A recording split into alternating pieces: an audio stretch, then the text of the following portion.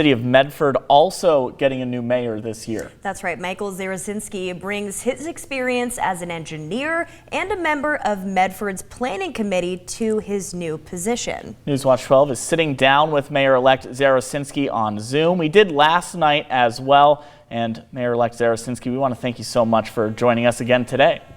Yeah, thanks for having me.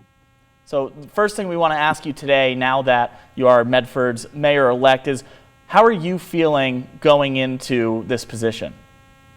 I feel good. I feel prepared. I mean, over a decade of kind of roaming the halls at City Hall is kind of given me a lot of background to handle this position. You know, we need to start hitting the ground running. We have quite a few new city councilors and a lot of pretty important things to get started on, specifically budget, and which is essentially how we're going to establish our priorities for the next couple of years moving forward. So we got things we got to get, like I said, got to get our legs underneath us and got to hit the ground running.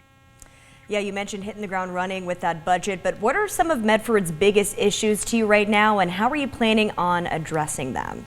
I think that one of what I heard consistently on the campaign trail and also just in the community in general is there's a general unease with in regards to public safety.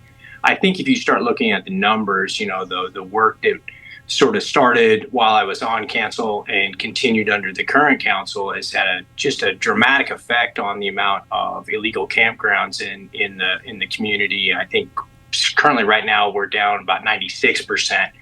But there's still a population that's out there that's a little bit hard to reach and very, very difficult to deal with, even with maybe some of the more recent Supreme Court decisions on that adds tools to what communities can do. So we need to push forward on that. I think what we're going to see is a lot of cooperation between the county and the city moving forward, and I think there's solutions out there that can certainly hold people accountable for their actions when it becomes criminal, but also find that compassionate way to help people rebuild their lives.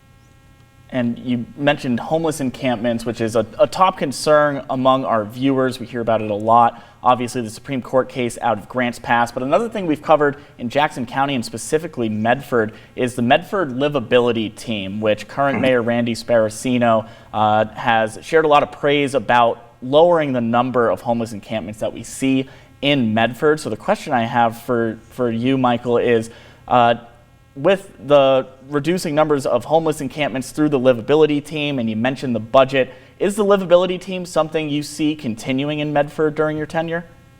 Oh, absolutely. That was a new option that we created while I was on council, and it's since been expanded. I think that is something that has really resonated with the community, specifically the downtown merchants.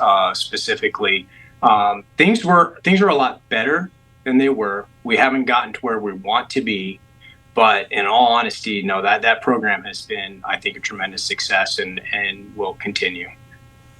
Medford Mayor-elect, we want to thank you so much for joining us again, and we look forward to working with you. Yep, thanks.